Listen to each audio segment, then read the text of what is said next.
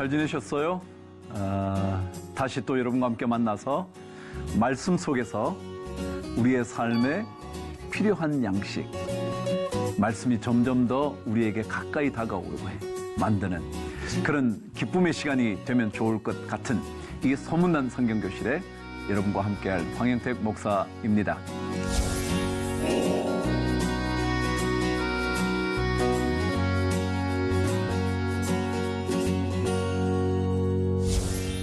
자, 여러분, 지난 시간 우리는 가나안 여인의 이야기를 하고 있었습니다. 계속되고 있죠. 자, 오늘 마지막 결론의 시간인데 참으로 중요한 얘기를 나누고 싶습니다. 여러분도 다 아는 내용이겠지만 말이죠. 다시 한번 확인해 보도록 하시죠. 이 여인의 이야기에 주님은 마지막 장면에 내 믿음이 크도다 그러세요. 가나안 여인의 믿음을 보시면서 크다 그랬습니다. 크다. 크다라는 뜻이 뭘까요? 내 믿음이 크다 그랬을 때 그 뜻이 어떤 뜻이 있을까요? 여러분과 저에게 주님께서 야, 형택이 너 믿음 참 커 라고 말씀하신다면 그 크다는 의미는 어떤 의미일까요? 제가 사전을 뒤져보니까 이런 중요한 단어 하나가 그 의미에 담겨져 있더군요. 크다, 넓다, 거대하다, 그런 뜻이 있지만 또 다른 중요한 한 단어 의미가 그곳에 있었습니다. 기억해 두십시오. 주목할 만하다라는 뜻이었습니다.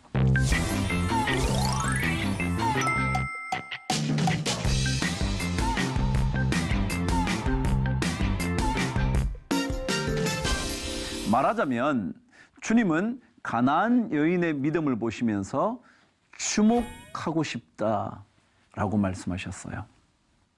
그럼 주목한다는 말은요, 원래 무언가를 거기에 쏟아붓는다 그런 뜻입니다. 여러분, 주목한다는 것이 이렇게 쓰거든요. 이 주자가 여러분 아시는 것처럼 이 주자잖아요. 그게 물수가 있어요. 이게 물이거든요. 그러니까 물을 붓는다라는 의미가 담겨져 있어요. 그러니까 거기로 다 집어넣는다는 거죠. 주님께서 이 여인의 믿음을 보시면서 주목할 만하다라고 말씀하실 때 그 의미는 뭐냐 하면 주님의 눈을 거기에 전부 다 집어넣는다. 이야, 정말 너 믿음 놀랍네. 오늘 우리 혹시 가나안 여인 정도는 아닐지 모르지만 여러분과 제 믿음이 주님께서 주목할 만한 믿음이면 좋겠습니다. 주님의 눈이 우리에게로만 향해질 수 있게 되면 참 좋을 것 같습니다. 와, 너 이런 믿음 가졌어? 라고 말씀해 주실 수 있기를 바랍니다. 그 주목할 만한 믿음이 어떤 것인지 여러분과 함께 나누어 보도록 하죠. 자, 이 여인의 믿음이 어떤 거였길래 도대체 주님이 주목할 만한 믿음이라고 말씀하실 수 있었을까? 자, 오늘 말씀 26절, 27절을 제가 한번 읽어드릴게요. 자녀의 떡을 취하여 개들에게 던짐이 마땅하지 아니하니라. 여자가 이르되 주여 옳소이다마는 개들도 제 주인의 상에서 떨어지는 부스러기를 먹나이다 하니. 오늘 26절과 27절에 반복된 단어 하나가 있습니다. 뭘까요? 개들이라는 단어입니다. 개라는 낱말이요. 여러분, 개라는 낱말을 들으니까 괜찮으세요? 어떠세요? 조금 부정적이지 않을까요? 그래요. 진짜 그래요. 우리 괜찮은 복숭아는 그냥 복숭아라 그러지만요, 안 좋은 복숭아는 개복숭아라 그래요. 살구도요, 잘 익은 좋은 살구는 그냥 살구라 그래요. 근데 안 좋은 것은 뭐라 그러냐면 먹지 못할 그런 살구를 개살구라 그래요. 다 그게 개자가 들어가요. 나리꽃도요, 굉장히 예쁜 꽃인데 보잘것없는 나리를 개나리라 그래요, 여러분. 그래요. 안 좋은 의미예요. 물론 우리 개나리는 좋은 것처럼 느끼지만 사실은 개라는 낱말에는 좋지 않은 의미가 담겨져 있어요. 그런데 이 개들이라고 말하고 계시는 이 얘기에 대하여 여인은 자기 스스로를 개라고 말하고 있다는 사실이에요. 주님이 주목하시는 믿음의 첫 번째는요, 주님 앞에서 자신의 모든 자존심을 내려놓을 수 있는 그 믿음이 주목할 만해요. 사실은요, 우리 다 보잘것없어요. 잘난 것 같지만, 박사학위를 받았지만, 그 사람이 공부를 더 많이 해서 돈을 많이 벌고 있지만 사실은 보잘것없는 존재예요. 성경은 그것을 끊임없이 말해요. 그 사람의 모든 것이 호흡에 달려 있어요. 호흡 하나만 막으면 끝이거든요. 여러분 중에 누구도요, 코와 입을 틀어막고 5분 이상 견뎌낼 수 있는 사람이 거의 없을 거예요. 보잘것없다고요. 대단한 것 같지만 아니거든요. 오늘 이 여인은 주님께서 자녀의 떡을 취하여 개들에게 주는 것이 마땅하지 않다고 그랬더니, 맞습니다 주님, 제가 개입니다. 개와 같은 존재입니다 라고 자기 자신을 낮추어요. 자신의 자존심을 다 내려놔요. 주목할 만한 믿음은 그런 거예요. 내가 잘났다 생각하는 게 아니에요. 잘날 수도 있었을지 몰라요. 여러분 삶에 괜찮은 인생이라고 남들이 평가할지도 몰라요. 남들이 부러워하는 인생을 살고 있을 수도 있어요. 그럼에도 불구하고요, 우리는 보잘것없는 존재입니다 라고 말할 때 그때 하나님의 은혜가 몰려오기 시작해요. 신앙은 언제나 주님 앞에 우리 스스로를 개들이라고 표현되어져도 아무렇지도 않게 받을 수 있을 때, 그래서 우리 삶에는요, 자신을 낮추고 똑같은 단어 내려놓으면 주님의 은혜는 갑절의 기적이 돼요. 여러분 조금 낮출 수 있게 되기를 바랍니다. 여러분의 자존심을 누가 건드리면요, 흥분되잖아요. 저도 그렇거든요. 누가 저를 안 건드리면 괜찮아요. 근데 건드리면 참기 어려워요. 근데 그때 내려놓으면 기적이 다가오는 거예요. 더더욱이 주님 앞에서 말이죠. 우리는 주님 앞에 어느 누구도 그렇게 자랑할 거 없거든요. 그렇게 주님 앞에 내세울 것 없거든요. 내 속을 주님께서 다 드러내 놓으시면 저는 할 말 없는 사람이거든요. 그걸 알고 내려놓을 수 있으면 그러면 돼요. 그런데 이 가나안 여인은 자기 자신의 삶을 개들이라고 말해요. 주님 말씀 맞아요. 하나도 틀린 것 없어요. 저는 개 같은 여인이에요 라고 말할 수 있었던 거죠. 자, 신앙은요, 그래서 점점 더 자기 자신을 내려놓을 때, 그럴 때 놀라운 기적들이 일어나는 거거든요. 그런데 이렇게 내려놓는데, 여러분, 기적을 경험하는 믿음이라는 것은요, 두 번째 내용이 굉장히 중요해요. 무슨 내용이냐면요, 이래요. 주님께서 자녀의 떡을 취하여 개들에게 던짐이 마땅하지 않다 그랬더니, 주님 옳습니다.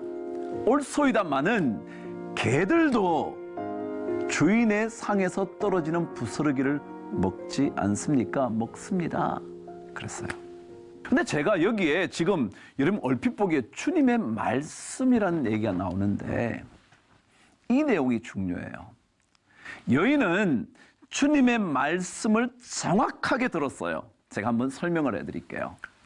여기에 등장하는 개들이라는 단어는요, 헬라어에 개라는 낱말이 두 단어가 있다 합니다. 하나는 개라는 단어에 퀴온이라는 단어가 있습니다. 퀴온, 그냥 헬라어이기 때문에 제가 이렇게 그냥 써드릴게요. 상관없어요. 퀴온이라는 단어요. 근데 이 단어가 개라는 단어예요. 그런데 또 다른 단어가 있어요.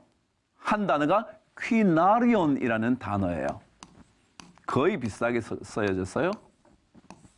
퀴나리온.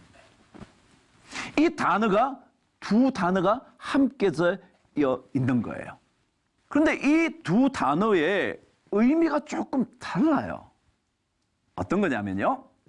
퀴언이라는 단어는 이런 뜻이에요. 그 당시 유대인들에게 팔레스타인은요, 개들이 있었는데 그 개들이 주로 들개 같은 거였어요. 그래서 돌아다니면서 죽은 동물들의 시체 같은 것을 먹고 사는, 그래서 굉장히 부정하게 생각했던 개를 가리켜 퀴언이라 그렇게 불렀습니다. 그런데 또 다른 개가 있었습니다. 그 개는 지금처럼 반려견이요.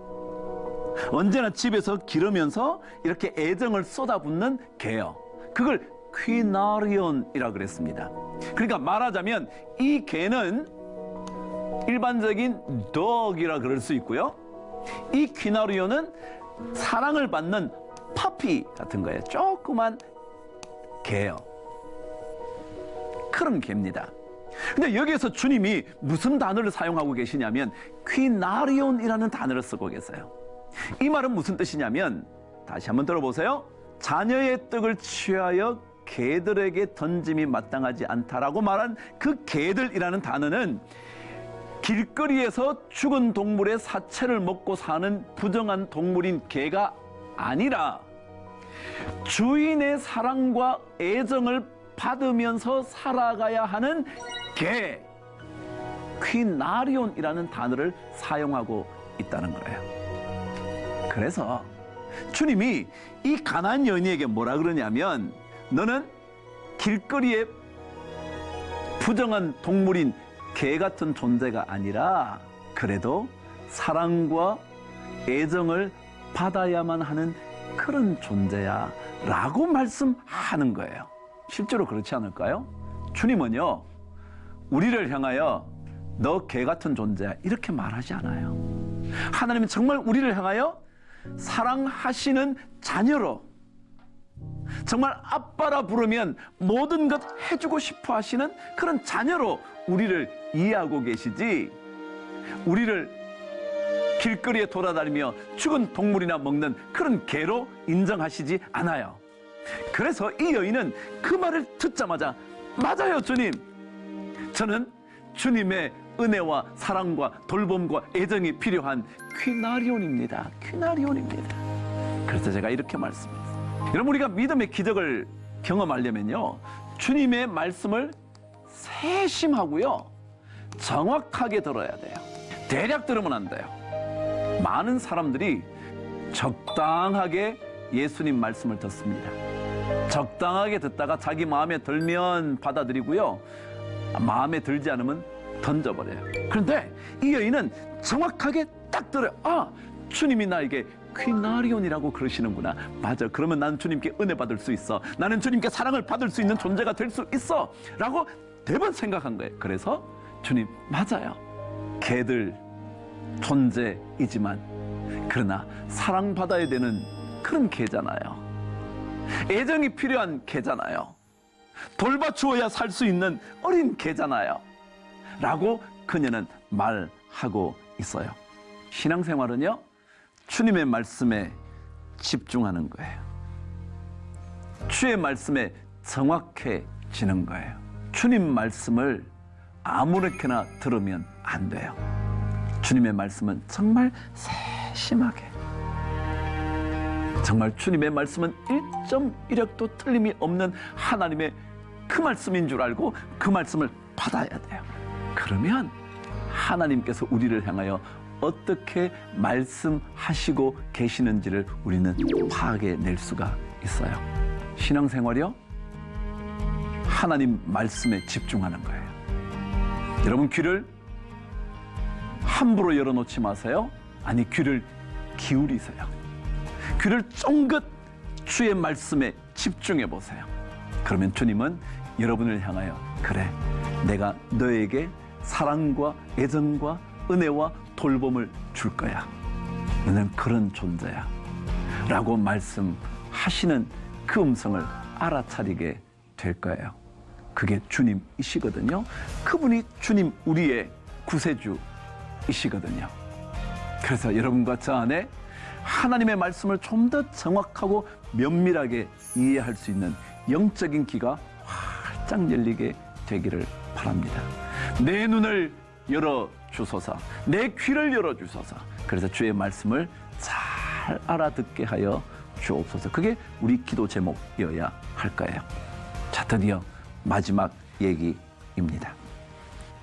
오늘 이 여인에게 주님께서 개들에게 던짐이 마땅하지 않다 그랬을 때 이 여인은 개들도 주인의 상에서 떨어지는 부스러기를 먹나이다 그랬습니다. 개? 그래요. 주인의 상의 것 함부로 먹을 수 없지만 혹시라도 주인이 이렇게 주는 그런 것은 먹을 수 있지 않겠습니까? 저에게 그런 은혜를 주옵소서. 그런데 이 여인이 쓴 단어 하나가 있어요. 부스러기라는 것입니다. 부스러기요. 이 여인에게 어떤 마음이 있었을까요? 이 여인은요, 이런 마음이 있었던 것 같아요.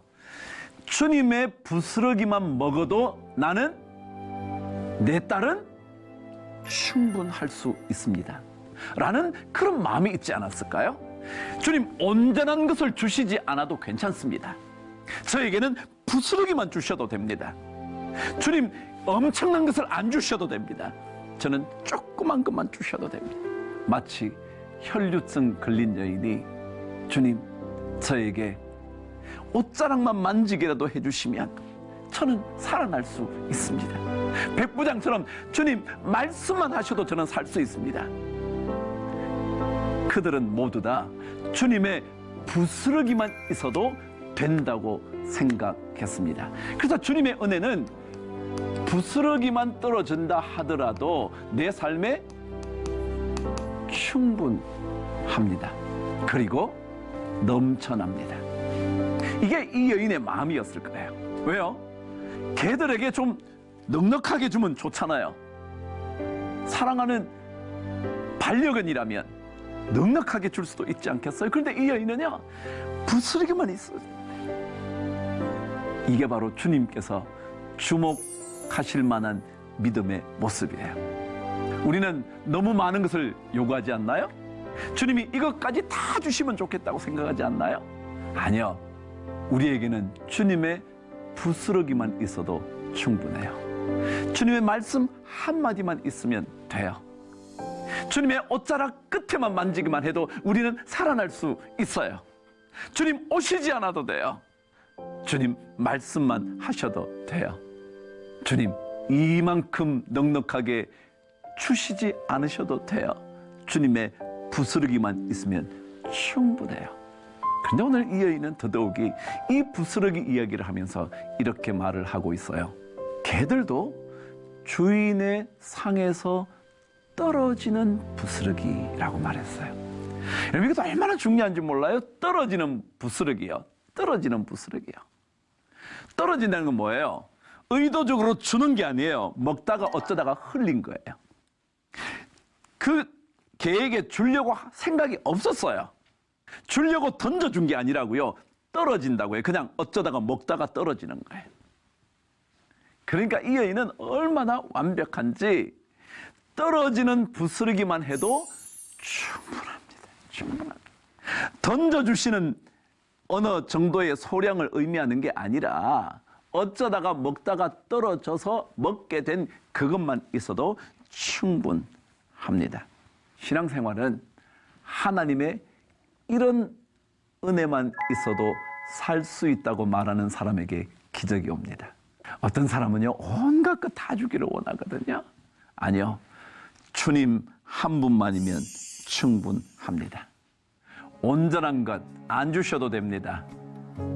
부스러기만 있으면 됩니다. 아니, 떨어지는 부스러기만 있어도 됩니다. 던져주는 부스러기가 아니라 어쩌다 떨어지게 되어서 먹게 되는 그것만 있어도 됩니다.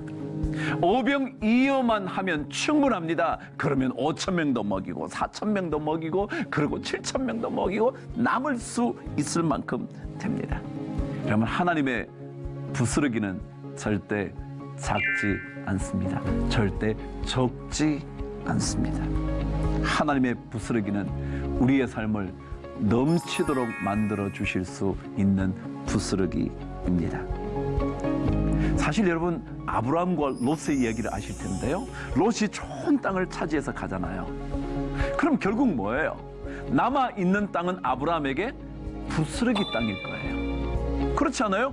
누가 봐도 더 좋은 것 다 알 수 있지 않나요? 더 좋은 것 선택에 가버렸다면 남은 거는 별로 좋지 않은 땅이었을 거예요. 근데 그 땅이 바로 하나님께서 약속하신 젖과 꿀이 흐르는 땅이었거든요. 그게 하나님의 부스러기의 역사입니다. 그래요? 그래서 시편 23편은 말했잖아요. 여호와는 나의 목자시니 뭐라고요? 내가 부족함이 없으리로다. 그래요. 부스러기만 있어도 충분한데 그분이 만일 더하여 주신다면 얼마나 엄청난 것을 우리가 받을 수 있겠어요. 하나님은 언제나 더 주실 수 있는 분이세요? 넘치도록 주실 수 있는 분이에요? 아니, 그분의 부스러기만 해도 우리의 삶은 차고도 넘쳐날 수 있어요. 믿음은요, 하나님의 보잘것없어 보이는 것이 우리 인간의 가장 위대하고 거대한 것보다 더 낫다고 말하는 거예요. 하나님께는 무엇이든지 모자람이 없거든요. 사무엘하 12장에는요 다윗의 이야기가 하나 적혀져 있어요. 이런 얘기를 해요. 하나님이 만일 부족했다면 당신에게 더 주실 수 있습니다. 하나님은 충분히 더 주실 수 있습니다. 다윗의 바세바 사건을 얘기하면서 만일 부족했다면 하나님은 당신에게 모든 것 더 주실 수 있는 분이신데 왜 그러셨냐고. 신앙생활 여러분과 제 안에 가나안 여인의 신앙생활로 되돌아간다면 좋겠습니다. 사실 우리 모두에게는 가나안 여인의 외침이 있지 않나요? 비록 그 딸이 그 자녀가 그렇게 되지 않았다 할지라도 우리의 자녀가 가나안 그 여인의 딸처럼 귀신 들리진 않았다 할지라도 우리 모두에게 그런 아픔이 있지 않나요? 말할 수 없는 아픔이 있지 않나요? 그러나 그때 이 가나안 여인의 믿음으로 되돌아가 보시죠. 주님 주목할 만한 믿음으로 되돌아가 보시죠. 가보시면 그분은 그분의 부스러기를 통하여 우리의 인생을 완전히 새롭게 바꾸어 주실 겁니다. 주님 한 분만으로 만족하게 된다면 그분의 부스러기는 여러분과 저의 인생을 완전히 새롭게 바꾸어 놓으실 겁니다. 여러분, 하나님의 부스러기 가나안 여인을 통하여 우리에게 도전해 주시는 이 말씀, 여러분 오늘 어떠셨어요? 여러분과 함께 이 말씀을 묵상하면서 또 하루하루를 지나가 보시면 어떨까요?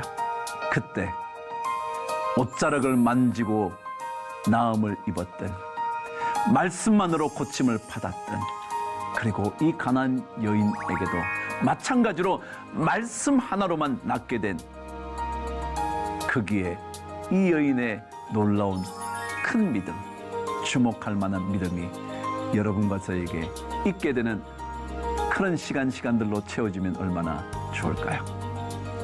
여러분 또 다음 시간 만날 때까지 이 말씀, 여러분의 말씀이 꼭 되기를 바라고, 만약 오늘 이 말씀이 힘이 되셨다면 많은 사람과 함께 공유해 주시죠. 이 말씀이 그들의 삶도 넘치게 하실 수 있는 말씀이 될 거거든요. 우리 자녀들에게 그런 은혜가 있게 되기를 바라요. 내 자녀들에게 부스러기의 은혜, 우리 모든 성도들에게, 시청자들에게 그런 부스러기에 넘치는 은혜가 꼭 있게 되기를 축복합니다. 그럼 다음 시간 또 뵙도록 할게요. 평안히 그리고 행복한 시간 보내시기를 바랍니다. 고맙습니다.